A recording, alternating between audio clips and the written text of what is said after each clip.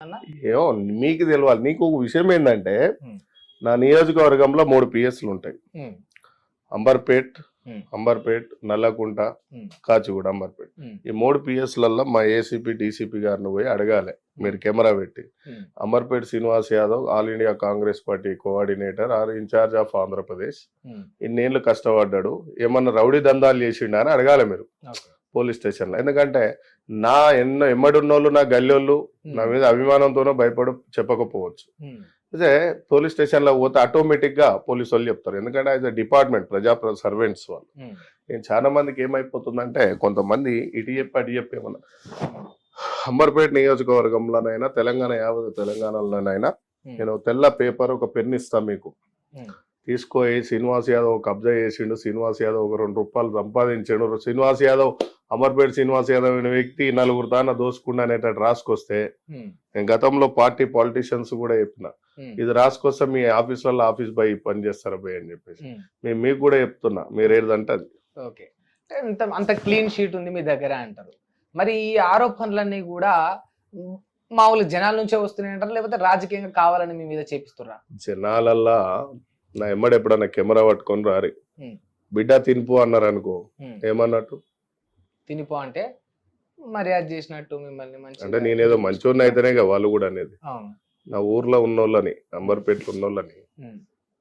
తినిపో అంటున్నారు ఉమ్. అంటే మంచోడే కదా. ఉమ్. ఎవరెవడియో కబ్జాదారు అయితే రానిస్తారా? ఉమ్. డోర్లు వేసుకుంటారు. సో నా నియోజకవర్గంలో నేను పుట్టి పెరిగిన బస్సు అంబర్పేట చే నెంబర్ శంకర్ నగర్. ఉమ్. శంకర్ నగర్ లో పుట్టినప్పుడు మేము చిన్న ఉన్నప్పుడు మా అంటే 10-15 ఇండ్లు ఉంటుంటాయి. ఉమ్. మా అమ్మలు అంటే అమ్మతో పాటు ఉన్నోళ్ళు, అమ్మలైనా తర్వాత ఇండ్లు కట్టుకుని ఉన్నోళ్ళైనా అందరిని అమ్మలాగానే భావించుకుంటాం. మా దోస్తాన్లోనైనా చిన్నప్పటి నుంచి తిరిగినాం. ఉమ్. చాలా మంది అడుగుతుంటారు ఏంద్రా అని పేరు ఇట్లు మా దోస్తులు. జాందో పడనోడు వేస్తుంటాడు. ఉమ్. ఆల్రెడీ నేను ఈ ఏజ్ లో ఏఐసిసికి పోయినానే చాలా మంది కుళ్ళు ఉంది, ఎమ్మెల్యే టికెట్ ఆపిరు. ఉమ్. Thank you. దానికి కూడా గుళ్ళుతోటే ఆపిన్రా? కుళ్ళుతోనో ఎదుగుదలకుందో, వాళ్ళ కొడుకులు ఎదగలేదనో, వాళ్ళ అన్నదమ్ములు ఎదగలేదనో. ఉమ్. అరే పిల్లగాడు చిన్నప్పుడే పోయిండు ఏఐసిసి దాకా, ఆ. ఒక రాష్ట్రానికి ఇన్ఛార్జ్ అయ్యిండు, 5-6 రాష్ట్రాలు సబ్ ఇన్ఛార్జ్ అయ్యిండు. ఉమ్. సబ్ ఇన్ఛార్జ్ బీహార్, మధ్యప్రదేశ్, హర్యానా అన్ని చేసిన. ఉమ్. ఈ ప్లాన్ బాగా సపోర్ట్ దొరికిందా ఢిల్లీలో అని చెప్పేసి ఆలోచన. సునీల్ కనుగోలు దాంట్లో కూడా నీకు లిస్ట్ మీకు వచ్చి ఉంటది. ఓకే. టికెట్ ఇచ్చి లాస్ట్ తీసుకున్నారు. అంటే ఇప్పుడు ఒక మాట అన్న, చాలా తక్కువ మంది ఉంటారు మీలాంటి లీడర్లు. చాలా అంటే చాలా రేరుగా ఉంటారు. అదే పార్టీలో ఉండి అదే పార్టీ కండువా వేసుకొని డేర్ అండ్ డాష్ గా కుళ్ళుతోటి కుతంత్రాలతోటి టికెట్ ఇయ్యలేదు అనే ధైర్యం కూడా చేయరు. చేసేటోళ్ళు పార్టీ నుంచి తప్పుకొని చేస్తారు. ఇదే పార్టీలో ఉండి ఇదే పార్టీ నాయకులను కుళ్ళు కుతంత్రాలు అనేంత ధైర్యం శ్రీనివాస్ యాదవ్కి ఎక్కడదన్నా? చిన్నప్పుడు చిన్నపిల్లగాడు ఏడుస్తాడు, నాయన కాడి పోయి ఏడువాడు, అమ్మ కాడి పోయి ఏడుస్తాడు. ఉమ్.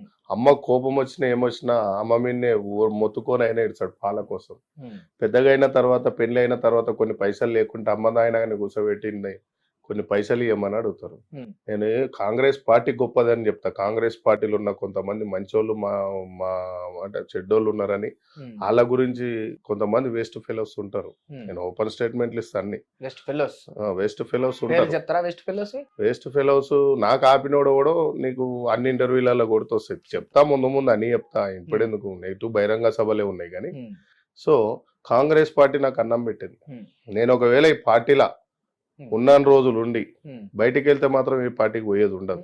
కాంగ్రెస్ పార్టీ అన్నం పెట్టింది, మరి ఇదే కాంగ్రెస్ పార్టీ నాయకుల వల్ల మరి మీకు సున్నం మిగిలింది. నాకు కాంగ్రెస్ పార్టీ నాయకులు అంటే మధ్యలో వచ్చిన నాయకులు, ఒరిజినల్ మధ్యలో వచ్చిన నాయకులు గారా అంటే నేను అట్లా అంటలేను. నువ్వు ఒక ఊర్లో చాలా మంచి పేరు తెచ్చుకున్నావు, ఓ జిల్లాల 10 మందికి హెల్ప్ చేసినావు. ఒక లండన్ నుంచి ఒకడు వచ్చిండు అనుకో, ఆయనకి నీ విలువ ఏం తెలుస్తుంది అక్కడ ఉన్న ప్రజలకు తప్ప. ఆ లండన్ వాడు ఏం చేసిండే ఆస్ట్రేలియా పోయిండు, అలా ఆస్ట్రేలియా నుంచి మళ్ళీ అమెరికా పోయిండు, అమెరికా నుంచి మళ్ళీ ఎక్కడో యూరోపోకి పోయిండు. ఆయనకి దేశానికి ఒక రోజు తిరిగేటోనికి నీలాంటి కష్టపడడానికి ఏం తెలుసు? మరి అట్లా దేశానికి ఒక రోజు తిరిగేటోని ఇలా జనాలు ఓట్లేసి ఎన్నుకొని సీట్లో కూర్చోబెట్టుకున్నారు. కాంగ్రెస్ పార్టీని కూర్చోబెట్టారు. కాంగ్రెస్ పార్టీని కూర్చోబెట్టారు. కాంగ్రెస్ పార్టీ చూసి కాదా అన్న? వ్యక్తులు ఎవడు కాదు. ఇప్పుడు నీకు ఉన్నది మాట్లాడుకున్నాం. ఓపెన్ కాదు, ఇంకా నేనే ఓపెన్ చెప్తా నీకు. ఓపెన్ కాదు, ఇలా బీఆర్ఎస్ పార్టీ ఓడిపోయింది. బీఆర్ఎస్ కార్యకర్తలను పట్టించుకోకుంటే ఇవాళ బీఆర్ఎస్ ఎవరైతే 2001లో పార్టీ పెట్టినప్పుడు ఉన్నారో వాళ్ళే ఉన్నారు, అందరు వెళ్ళిపోయారు, మా పార్టీలోకి వచ్చారు. మా పార్టీ కూడా అట్లాంటి దొంగల్ని నమ్మి అట్లనే ఎంపీలు ఎమ్మెల్యేలు ఇస్తేనే మమ్మల్ని వదిలేసేసి స్టేట్మెంట్లు ఇచ్చి కాంగ్రెస్ పార్టీ మంచిది కాదు, సోనియా గాంధీ మేడం మంచిది కానీ కొంతమంది లుచ్చలు ఇళ్ళకెళ్ళి పోయి లుచ్చలు కాంగ్రెస్ పార్టీని మోసం చేసిపోయి ఇళ్ళకెళ్ళి పోయి కొంతమంది లుచ్చలు మేడంని తిట్టి ఆ రోజు మేము దిష్టి బొమ్మలు కాలబెట్టినాం. కాలబెట్టిన తర్వాత ఇవాళ వాళ్ళే వచ్చి మళ్ళీ ఇలా కూర్చున్నారు. మరి అదే మేడం కదా అన్న ఇవాళ మేడంకి ఏం తెలుసబ్బా, నేనేమంటున్నా అంటే నీ మండలంలో 30 ఊర్లు ఉన్నాయి అనుకో, ఊర్లల్లో డివిజన్ లో 50 గల్లీలు ఉన్నాయి. ఈ గల్లీలల్లో ఏ గల్లీలో వాళ్ళు తప్పు చేస్తారో అందరిని చూడాలంటే 29 రాష్ట్రాలు ఆమె కింద 10 మంది పెద్ద మనుషులు ఉంటారు. ఆ పెద్ద మనుషులను దాటుకొని పోయే రిపోర్ట్ ఎవరు కాడు? మేము చెప్పినాం మేడం ఇది కరెక్ట్, పాలిటిక్స్ అయితే కరెక్టే ఉంది, కొన్ని మిస్టేక్స్ అవుతున్నాయి అని చెప్పినాం. మొన్న లాస్ట్ ఇయర్ చెప్పి లాస్ట్ 2 months బ్యాక్ చెప్పిన, రిపోర్ట్ చేస్తే దాన్ని ఇప్పుడు సరి చేస్తుంది. ఓకే, నెక్స్ట్ రాబోయే కాలంలో తెలంగాణ తెలుగు రాష్ట్రాలలో ఏమున్నది? నేను బాగా అంబేద్కర్ వాది, పూలేవాది, సాహు మహారాజు, పెరియర్ లాంటి వాళ్ళతో నేను ఉద్యమాలు వాళ్ళ ఆశయాలలో ఉండాలనుకున్నాను. నేను ఎమ్మెల్యే కావాలి, ఎంపీ కావాలనేది కోరికలు నాకు లేవు. పార్టీ నేను ఏమంటున్నా, నేను ఒక మాట్లాడుతున్నా, మీరు చెప్పిండ్రు నాకు నేను అంబేద్కర్ వాదిని, పూలేవాదిని, నాది ఆ భావజాలం అన్నారు. కానీ వాస్తవానికి కేవలం ఎమ్మెల్యే టికెట్ ఇవ్వనందుకే ఇవాళ ఈ రకంగా పెద్ద పెద్ద నాయకులను కాంగ్రెస్ పార్టీలో ఉన్న వాళ్ళని ఫస్టే చెప్పిన, ఏమని చెప్పినా కాంగ్రెస్ పార్టీ టికెట్ ఇచ్చినా ఇవ్వకున్నా పనిచేసినాం. 2009లో కార్పొరేటర్ అనుకున్నాం, 2004 నుంచి పనిచేస్తున్నాం, 2 నుంచి కార్పొరేట్ టికెట్ ఏమైంది? అప్పుడు ఎలక్షన్లు పెట్టలేదు, 4లో 9లో పెట్టిరు. పెట్టిన తర్వాత ఏమైంది? అలయన్స్ లను సంథింగ్ ఏదో ఓ పాత ఆయన వచ్చిండి గెలవాలన్నారని సరే అని చెప్పేసి వదిలేసినాం. 16లో అడిగినాం, అప్పుడు కూడా అయ్యే ఆశలు ఉంటే వేరే పార్టీకి పోయేటోళ్ళంగా ఆఫర్ చేసినప్పుడు 2009లో తెలంగాణ ఉద్యమంలో నీకు కూడా ఫొటోస్ పంపిస్తాను, నేను చేసిన ఉద్యమాలు మొత్తం. ఓకే, అప్పుడు కూడా పార్టీ నుంచి నేను తెలంగాణ కోసం కొట్లాడిన ఉన్నాయి. నేను ఆ రోజు కాంగ్రెస్ లో ఉండే కొట్లాడినాను. ఎందుకు నీకు ఫొటోస్ పంపిస్తా, ఎవిడెన్స్. ఓకే, నేను ఆ రోజు నుంచి ఈ రోజు వరకు కూడా విద్యార్థి దశ నుంచి ఈ రోజు సీనియర్ కాంగ్రెస్ కి వచ్చిన కాబట్టి నాకు టికెట్ ఇచ్చినా ఇవ్వకుండా కాంగ్రెస్ పార్టీలోనే ఉన్నాం. కాకుంటే టికెట్ నేను ఇన్ని రోజులు పనిచేసినందుకు పార్టీ గుర్తించి సర్వేలు ఇచ్చినప్పుడే అడిగిన నేను.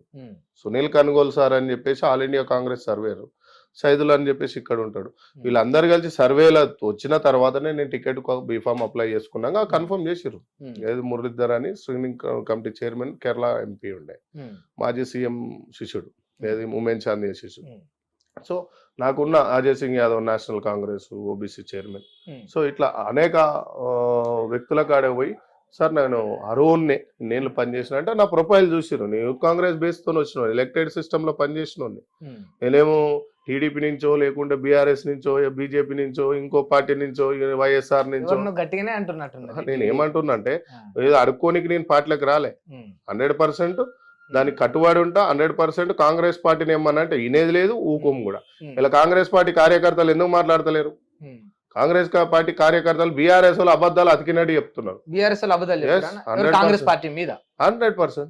నువ్వేం చేసినావు? రుణమాఫీ ఎప్పుడు చేస్తున్నాడు కేసీఆర్? 2014లో మేనిఫెస్టోలో ఏం పెట్టిండు గెలవ ముందుకు? ఎప్పుడు చేస్తున్నాడు? దళితుని సీఎం చేస్తున్నాడు.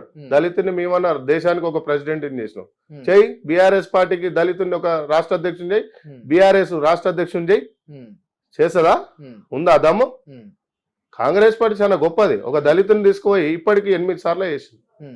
చేయమని ఒక్కళ్ళు ఏమని డిప్యూటీ సీఎం ఒక 2 రోజులు రాజయ్యకి ఇచ్చి తీసేసిన చరిత్ర మీ బీఆర్ఎస్ కు.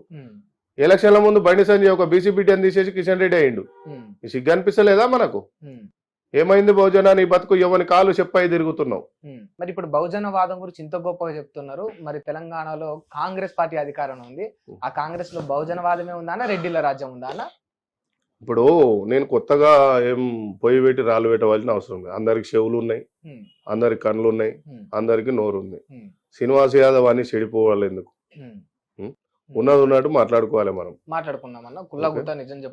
నిజమే లేదన్న వాళ్ళ బరాబర్ ఉంది, బరాబర్ ఉంది. మరి రెడ్డిలతో ఎవరేమన్నాడు అట్లా నిన్ను బీసీలకు బుద్ధి లేదా? తిడుతున్నారు బీసీలకు. నేను అంటలేను బీసీ నాయకత్వంలో ఉన్న లీడర్లను తిడుతున్నా నేను. నాతో సహా నేను తిట్టుకుంటున్నా. ఇప్పుడు కూర గంటే బకెటాల చేతులకు ఇచ్చి ఇస్తరాకు నీ చేతులు ఎన్ని పెట్టుకున్నావు? కూర గంటే బకెట్ నిండున్న బకెట్ అలా చేతిలో పెట్టి ఇస్తరాకు నీ చేతులు ఎందుకు పెట్టుకుంటున్నావు? వాళ్ళని తిడుతూ మిమ్మల్ని మీరు తిట్టుకుంటున్నారు. 100% బీసీ నాయకత్వంలో నేను కూడా ఉన్నా కదా.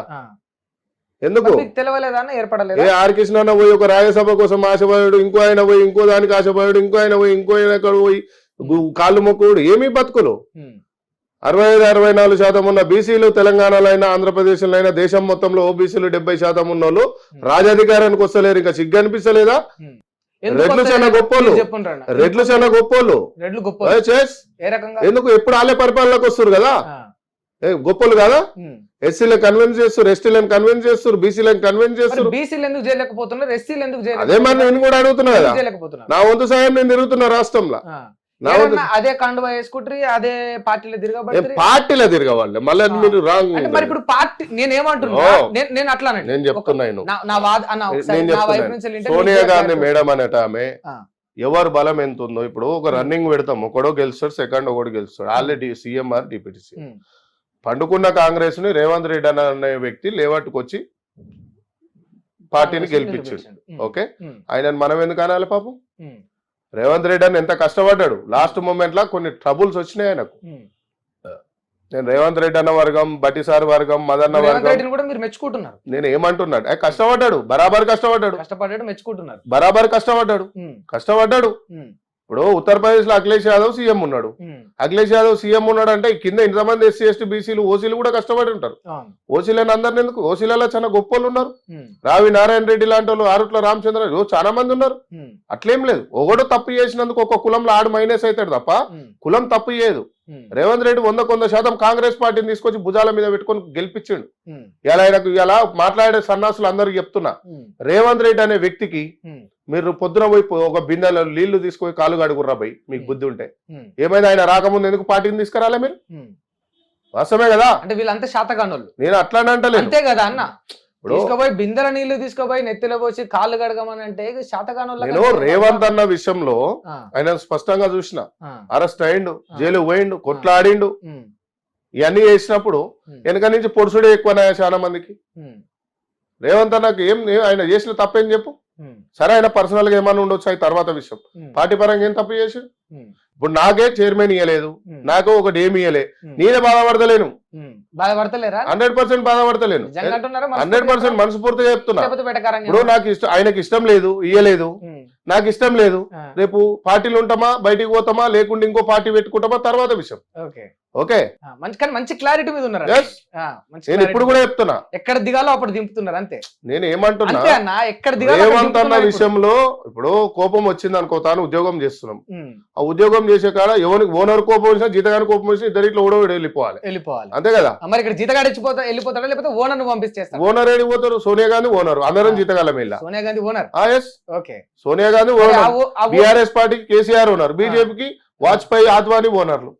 అల్లున్నోళ్ళు జీతగాలి, ఇల్లున్నోళ్ళు జీతగా కాకుండా పెద్ద పెద్ద ఆయన మేనేజర్, మేము సూపర్వైజర్ అంతే. ఇక్కడ ఏం లేదు తేడా. మేనేజర్ మీరు సూపర్వైజర్ అంతే. కాకుండా చిన్న ఇక్కడ పెద్ద జీతగాలమే కాకుండా గుర్తించక చిన్న జీతగాలమైనాం అంతే. మీ కష్టానికి గుర్తింపు ఇప్పుడు లేని గుర్తింపు భవిష్యత్తులో వస్తుందంటారా? నేను అంతవరకు వెయిట్ చేసే టైం లేదు కదా. ఇప్పుడు 20 ఏళ్ళు వేస్ట్ చేసిన, ఇక ఫ్యామిలీకి అయితే టైం ఇవ్వాలి కదా. ఇంకో 10 ఏళ్ళు కొట్లాడతా. 10 ఏళ్ల తర్వాత రామ్ నేను ఎప్పుడు పాలిటిక్స్ లో నా మనవలో నా కొడుకులో వీళ్ళు ఉండాలనే కోరిక లేదు.